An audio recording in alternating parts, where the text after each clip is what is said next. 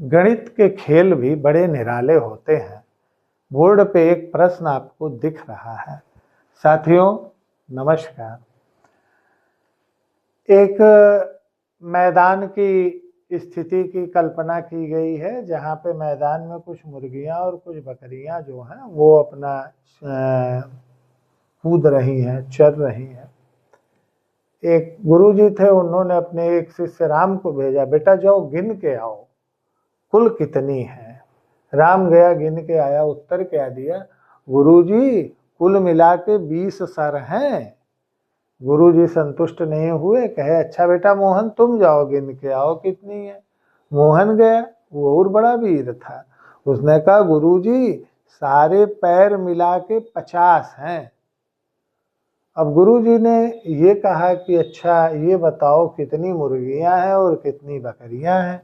इसी चीज को, इस कहानी को जो हमने अभी आपको बताया, इसको गणित के रूप में अगर लिखें तो देखें यहाँ पे दो अज्ञात चीजें हमें पता है। एक तो ये पता है हमको कि मुर्गियां हैं, लेकिन कितनी हैं वो अज्ञात है। कितनी मुर्गियां हैं ये अज्ञात है। और दूसरा बकरियां हैं, तो कितनी बकरियां हैं ये भी जो है हमारे लिए अज्ञात है। तो दो अज्ञात, हमने पिछले वॉल्यूम 1 में बता रखा है कि अगर दो अज्ञात हो, दोनों एक घात की हो, यहाँ बकरी या मुर्गी अकेले सरल सीधी दिख रही है, एक घात की दिख रही है, तो मतलब एक घात की हो, तो ये दो चर रैखिक समीकरण बनाते हैं। तो क्या हुआ कि बकरियों की मुर्गियों की संख्या और बकरियों की संख्या को गिन लिया जाएगा, तो वही कुल सर होगा वहां पे। तो जो सर होगा उसकी संख्या कितनी बताई जा रही है, बताई जा रही है 20 है। तो इसका मतलब x + y = 20। और इसके बाद जो है दूसरा जो है ये बताया गया कि भाई अगर मुर्गी होगी तो उसके 2 पैर होंगे और अगर बकरी होगी तो उसके 4 पैर होंगे। तो मुर्गी के 2 पैर यानी 2x और बकरी है तो उसके 4 पैर यानी 4x, दोनों को मिला दिया गया तो कुल पैर निकल के आ गए, कितने आ गए, 50। अब जो है इसको सॉल्व करना, इसे सॉल्व करने की हमारे पास कितनी विधियां हैं। हम इसे सॉल्व कर सकते हैं प्रतिस्थापन विधि से, प्रतिस्थापन से, प्रतिस्थापन मतलब सब्स्टिट्यूशन, सब्स्टिट्यूशन मेथड से सॉल्व कर सकते हैं। दूसरा विलोपन, विलोपन, विलोपन का मतलब एलिमिनेशन, एलिमिनेशन, एलिमिनेशन। और हम इसे सॉल्व कर सकते हैं ग्राफ के थ्रू, ग्राफ द्वारा, ग्राफ द्वारा हम इसे सॉल्व कर सकते हैं। और जो है हम इसी समीकरण को अगर सॉल्व करना चाहें तो जो है एक अनुमान लगाने की जो अपने पास विधा होती है कि अनुमान लगा के अगर हम हल करना चाहें तो क्या उससे भी हल कर सकते हैं, हिट एंड ट्रायल मेथड। प्रायः ऐसे प्रश्न जब हमें परीक्षा में मिलते हैं तो वहाँ पे उल्टा चोर कोतवाल को डांटे वाली नीति अपनानी चाहिए, क्योंकि दो समीकरण होते हैं, दोनों के जो x y हो उसको संतुष्ट कर दें, और अगर संतुष्ट कर देते हैं तब आप ये मान लीजिए कि वही आपका उत्तर होगा। हल करना भी बहुत कठिन नहीं होता है। जैसे यहाँ पे आप ऊपर नीचे देख लें, यहाँ पे आपका क्या है, गुणांक में 2x है, यहाँ पे 2 नहीं है, तो केवल यहाँ पे 2 आप दे दीजिए। अपने से 2 देंगे तो 1 को दे नहीं पाएंगे, सब में 2 का गुणा कराना पड़ेगा। यहाँ भी 2 का गुणा करा दीजिए, यहाँ भी 2 का गुणा करा दीजिए। अब क्या हुआ, अब इसको माइनस कर लेते हैं, तो जब माइनस किए तो ये माइनस, ये माइनस, ये माइनस। मैं आपको एक ही प्रश्न इन सभी प्रश्नों से हल करके दिखाऊंगा। यहाँ मैं आपको शॉर्ट रूप में केवल ये बताना चाह रहा हूँ कि कितनी यहाँ पे इन प्रश्नों के उत्तर में संख्या आती है। माइनस कर ले तो ये कैंसिल हो जाता है, ये 2 में से 4 जाता है, माइनस ही आता है क्योंकि 4 ज़्यादा है, यहाँ पे -2 आ जाएगा। और यहाँ पे -50 है, इसमें से 40 जाएगा तो -10 आ जाएगा। कोई फर्क नहीं पड़ा, दोनों तरफ का माइनस कैंसिल हो गया, y = 5 आ गया। अब आप देखिए आपने क्या मानी थी, यहाँ पे माना था आपने 5 माना था किसकी संख्या, बकरियों की संख्या को, और यक्स किसको माना था, मुर्गियों को, तो वो कितने आ गए, 15। अब गिन लीजिए भाई, 15 और 5 मिला के 20 सर हो गए कि नहीं हो गए, 20 सर हो गए। अब पैर गिन लीजिए, 15 दूना 30 हो गया, और इसका जो है कितना हो गया, 5 चौक का 20 हो गया, 30-20 मिला के कितने हो गए, 50 हो गए। अच्छा, अब 2 दिन जो है पिछली कक्षा में भी हमने जो है इसको आपको बताया था, और उसके बाद जो है आज हम जो है अब कुछ प्रश्न लेके चलेंगे जो कि आए हुए होंगे हमारे विभिन्न प्रतियोगी परीक्षाओं में। जैसे कि वो प्रश्न या तो CTET की परीक्षा में आया होगा, या फिर UPP के भी प्रश्न हम उठा रहे हैं तो UPP में भी आया होगा। इन्हीं से लगे हुए प्रश्न होंगे, इनको मेथड और ट्रिक के साथ जो है हम लोग सॉल्व करेंगे। साथियों, वीडियो में अंत तक बने रहा करिए, क्योंकि आप जब अंत तक रहेंगे तो उस टॉपिक पे जो भी मैं बताना चाह रहा हूँ वो आप तक भली भांति पहुँच जाया करेगा। देखिए, प्रश्न है UPTET 2018 में आया हुआ प्रश्न है। ये प्रश्न आया हुआ है UPTET 2018 में ये आया हुआ प्रश्न है। कह रहा है दो संख्याओं का योग 27, अंतर 3 है। क्या है, दो संख्या है, दो संख्या है, योग क्या है, 27 है, अंतर क्या है, 3 है, अंतर 3 है। तो क्या करना है, संख्या ज्ञात करना है, संख्या ज्ञात करो। देखो, प्रश्न दो चर वाले रैखिक समीकरण के अंतर्गत क्यों आया, क्योंकि दो संख्या है, माने ये दोनों अज्ञात है, तो एक x हुआ एक y हुआ। उन्होंने कहा योग 27 है, मतलब जोड़ा तो 27 आ गया। बोला अंतर 3 है तो अंतर 3 कर दिया, इसको काट दिया तो 2x = 30 आ गया, और x बराबर सॉल्व कर लिया तो कितना आ गया, 15 आ गया। अगर x 15 आ गया तो x की वैल्यू उठा के इस इक्वेशन में रख देंगे, तो यहाँ से y बराबर जो है हमको कितना मिल जाएगा, y बराबर यहाँ पे हमको मिल जाएगा 12। y बराबर कितना मिल जाएगा, 12 मिल जाएगा। तभी ना 12 में से 15 जाएगा, y बराबर जो है हमको यहाँ पे -12 मिल जाएगा, क्योंकि x की जगह पे 15 हो जाएगा, ये इधर जाएगा प्लस हो जाएगा, इधर आएगा माइनस होगा, y बराबर 12 हमको मिलेगा। ठीक है, तो x बराबर 15, y बराबर 12। ये जो है यहाँ पे हमारा दो उत्तर निकल के आ गया। अब देखिए, ऐसे प्रश्नों के लिए जो हमारी विधि है option checking method, option checking method, इसी को बोलते हैं उल्टा चोर कोतवाल को डांटे। तो अब क्या है, ये वाला ऑप्शन कहीं ना कहीं उसमें दिया जरूर गया रहेगा, जैसे A हो गया, B हो गया, ऐसे C हो गए, D हो गए, ये वाला ऑप्शन भी दिया गया रहेगा। तो आप देखो, दो संख्याओं का योग 27 है तो 15-12 मिलके 27, अंतर 3 है तो अंतर 3 आ गया। ये कैसे हल करते हैं वो यहाँ पे आपको बता दिया। और क्यों यह जो है दो चर के अंतर्गत आया वो यहाँ से आपने देख लिया।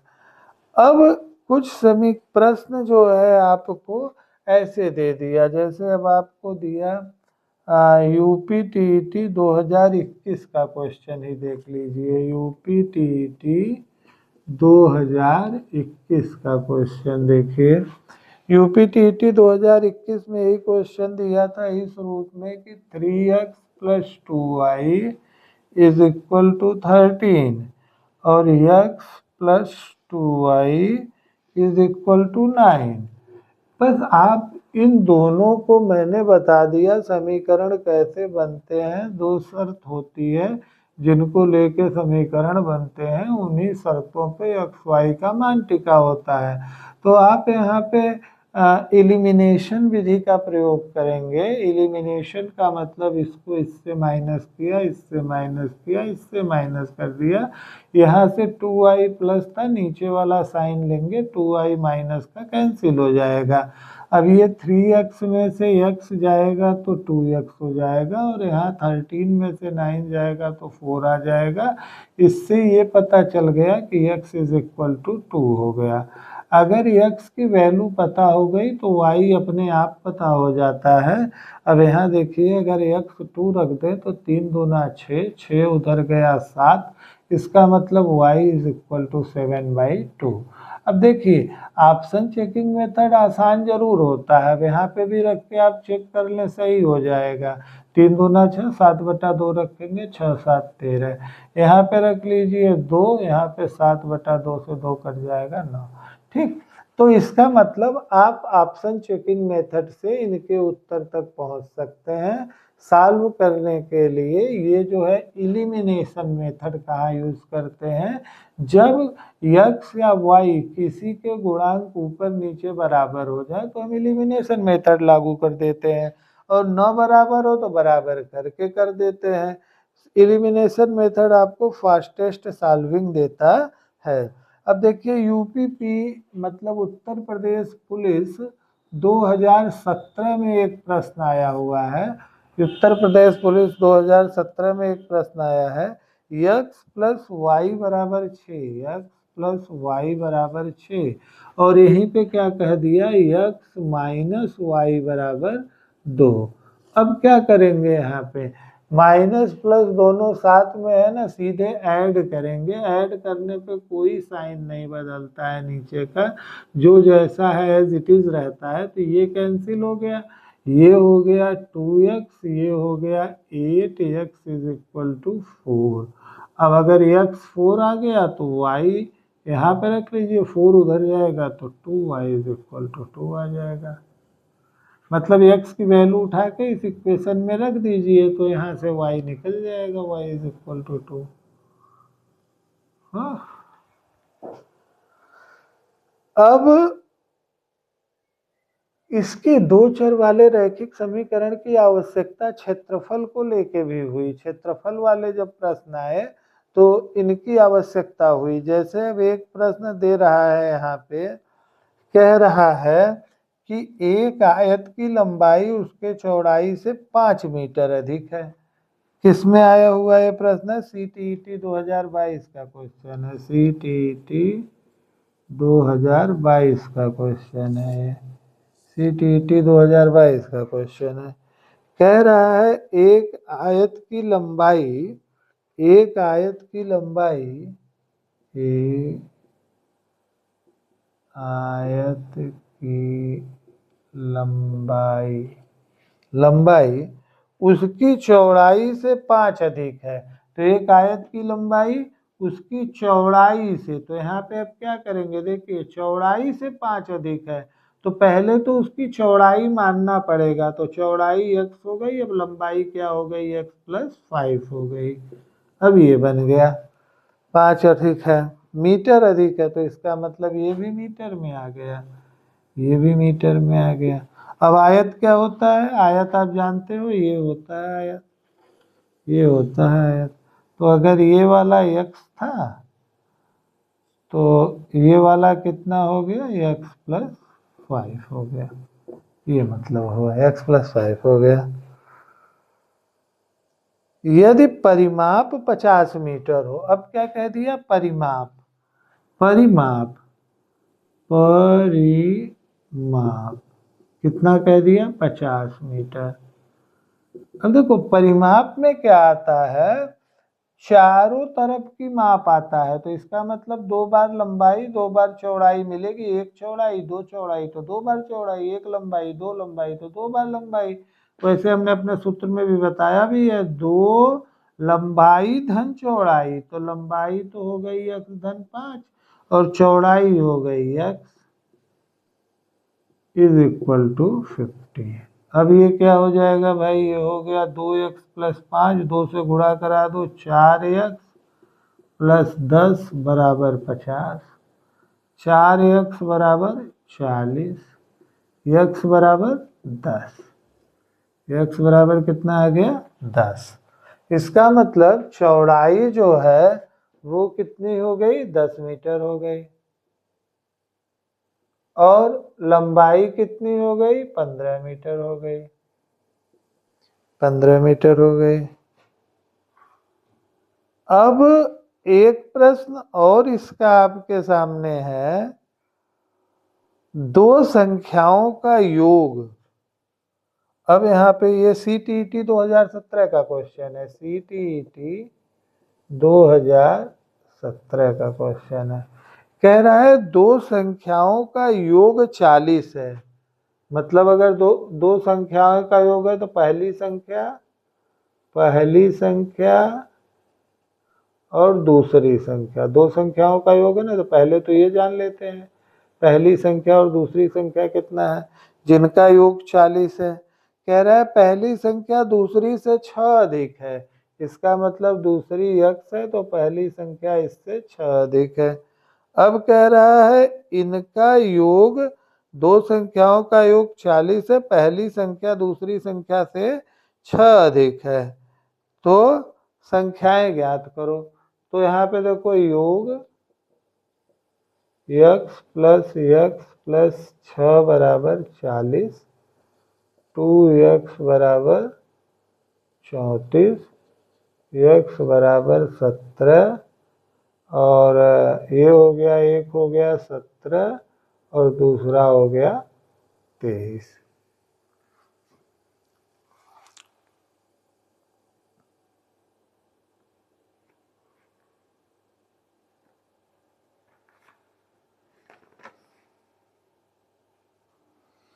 तो इस तरीके से आपने देखा कि दोनों संख्याएं जो है हमारी निकल के हमारे सामने आ गई। अब कुछ प्रश्न यहाँ पे अपने सामने और प्रस्तुत होते हैं जो कि अलग अलग परीक्षाओं में आए हुए हैं और हम देखेंगे उनको हल करने की विधि अपने आगे के भाग में। तब तक के लिए आप लोग इसे नोट करके उतार लें। प्रश्न हमने बोल दिया है, इनके ऊपर प्रश्न अपना अच्छे से लिख लें और लिखने के बाद अपना काम कंप्लीट कर लें। धन्यवाद।